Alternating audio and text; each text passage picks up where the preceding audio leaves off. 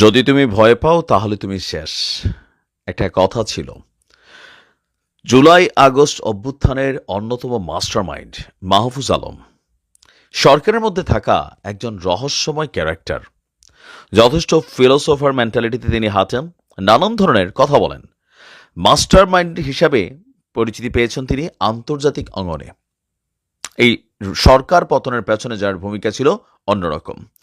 তো এত সাহসী ছেলেটা একটা স্টেটাস দেওয়ার ঠিক 2 ঘন্টার মধ্যে স্ট্যাটাসটাকে ডিলিট করে দিয়েছে। তাকে কি ভারতের কোনো মন্ত্রণালয় থেকে ফোন দেওয়া হয়েছে, নাকি সরকারের পক্ষ থেকে তাকে কোনো চাপ দেওয়া হয়েছে? তিনি নিজেই তো আসলে সরকার। যখন আপনি উপদেষ্টার পদে আছেন তখন আপনি যাই করবেন ভেবে চিন্তে করতে হবে, কারণ আপনার অতি আবেগী কোনো অ্যাক্টিভিটিস এই রাষ্ট্রকে হুমকির মধ্যে ফেলে দেবে।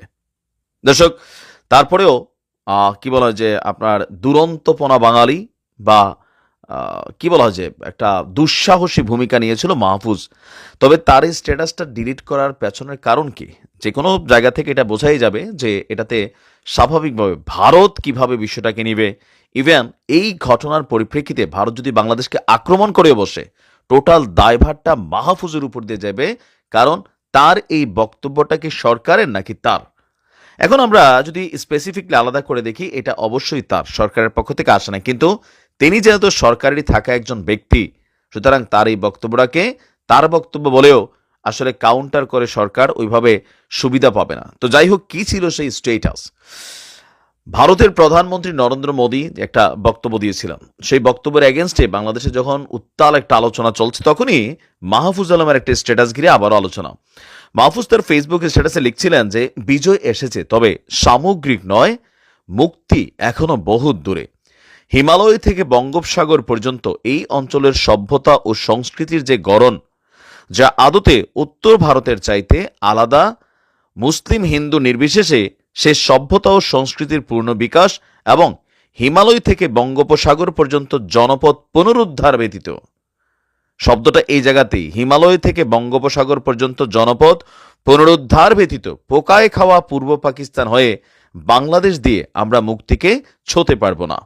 খুবই গভীর ফিলোসফি টাইপের কথাবার্তা। এগুলোকে বুঝতে গেলে আবার আলাদা ব্যাখ্যার দরকার আছে। মানুষের মুক্তির প্রশ্নের সাথে সভ্যতা এবং সংস্কৃতির মুক্তির প্রশ্ন সম্পর্কিত। ভারত একটা ঘেরাও ও জ্ঞাত কর্মসূচি নিয়েছে। 47-এ হিন্দু মৌলবাদী এবং কুলিনদের বাংলা বিরোধিতা থেকে এই পোকায় খাওয়া খণ্ড বাংলাদেশের জন্ম। ওই দেশকে রাষ্ট্র হিসেবে পত্তন করতে হয়েছে পাকিস্তানি হায়নাদের বিরুদ্ধে একটি জনযুদ্ধের মাধ্যমে। আবার এই রাষ্ট্রের জন্মদাগ তথা ভারত নির্ভরতা এবং ভারতের আধিপত্য মুক্ত রাখতে 1975 আর 24 ঘটাতে হয়েছে। শব্দগুলো তো অনেক গভীরতা আছে।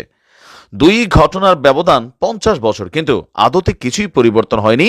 আমরা ভূগোল এবং বন্দোবস্তে আটকা পড়ে গিয়েছি।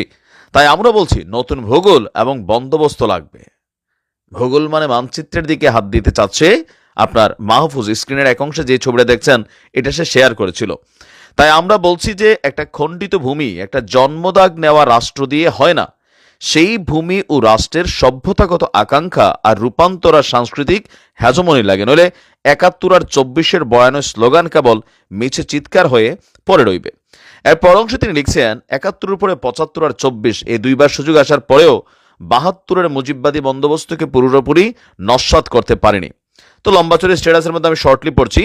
বলা হচ্ছে যে মনে রাখতে হবে, দক্ষিণ এশিয়ায় আশরাফ মুসলিমদের ভূমি পাকিস্তান, ব্রাহ্মণ্যবাদী হিন্দুদের ভূমি ভারত, আর হিন্দু মুসলিম দলিত নির্বিশেষে নিপীড়িত মজলুম মানুষের ভূমি বাংলাদেশ।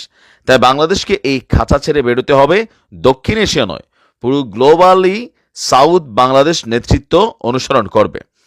তো তিনি এখানে কি বলা হয় যে অনেক কথাই বলেছেন। তো তার এই স্ট্যাটাসটাকে ঘিরে এই মুহূর্তে যে সমালোচনার জায়গাটা তৈরি হয়েছে, ভারতের আসাম, বিহার বিভিন্ন রাজ্যের দিকেই তিনি ইঙ্গিত করেছেন।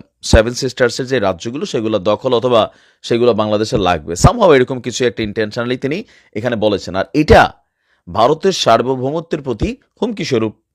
এখন ভারতের যে সরকার আমাদের এই অন্তর্বর্তী সরকারকে নিয়ে বারবার বলছে ইউনূসের মৌলবাদী সরকার ভারতের স্বাধীনতার জন্য বা ভারতের নিরাপত্তার জন্য হুমকি স্বরূপ, এই কথাটাকে এতদিন যাবত যেটা ভারত বলে আসছিল, মাহফুজ আলমের এক বক্তব্য সেটাকে কিন্তু সাব্যস্ত করে যে হ্যাঁ, এই অন্তর্বর্তী সরকার ভারতের বিরুদ্ধে অবস্থান নিচ্ছে। আর এটার রেজাল্ট ধরে ভারত যদি কোনো সেনা অভিযান চালায় অথবা এই বাংলাদেশের বিরুদ্ধে কোনো ধরনের যুদ্ধের ভূমিকা যায়, তাহলে মাহফুজ আলমরা কি পারবে ভারতের বিরুদ্ধে লড়াই করে বাংলাদেশকে টিকিয়ে রাখতে? পারবে না, এটাই বাস্তবতা। তো এই স্ট্যাটাসটা হয়তো আবেগের জায়গা থেকে তিনি দিয়েছিলেন। এর পরবর্তী সময়ে স্বাভাবিকভাবে এটা নিয়ে হয়তো কোনো ফোন আসছে অথবা তার যারা ঊর্ধ্বতনরা আছেন তারা বিষয়টাকে নোটিস করছে যে তুমি যেই জায়গাটায় আসো এখান থেকে তুমি এই ধরনের কথা বলতে পারো না। এই কথা কিন্তু বাংলাদেশের জন্য বিপদ ডেকে আনবে, বা প্রতিবেশী রাষ্ট্র হিসেবে তার এই স্ট্যাটাসটা ভারত বিরোধী না, ভারতের নিরাপত্তা বিরোধী একটা স্টেটাস হবে, যেটা ভারতের শুভেন্দু অধিকারী থেকে শুরু করে প্রতিনিয়ত যারা বলে আসছিলেন। তো সেই জায়গায় হয়তো বিষয়টা নিয়ে নেওয়া তিনি ভয় পাইছেন, ডরাইছেন। আর যদি ডরানি তাহলে এইসব স্ট্যাটাস দিয়া লাভ কি? একটা রোমে বসে কথা বলা আর আরেকটা দেশের বিরুদ্ধে যুদ্ধ ছড়িয়ে দেওয়া, দুইটা কিন্তু দুই জিনিস। এখন দেখা যাক, তার স্ট্যাটাস তিনি ডিলিট তো করে দিয়েছেন, কিন্তু এটা মিডিয়াতে ভাইরাল হয়ে গেছে। এটা নিয়ে ভারত আবার কোন ধরনের ভূমিকা নেয় বা সরকারকে কোন ধরনের চাপ সহ্য করতে হয়। তবে মাহফুজকে বলি, তোমরা যা করবা ভেবেচিন্তে করবা। হুটহাট কোনো কাজ করা ফুটপাট আবার পিছনে চলে গেলে মানুষের কাছে এগুলো নিয়ে তোমাদের অবস্থান সম্পর্কে একটা নেগেটিভ তৈরি হয়, কারণ মানুষ সাহসী নেতৃত্বকে পছন্দ করে। এখন দেখা যাক কি হয়। ভালো থাকো।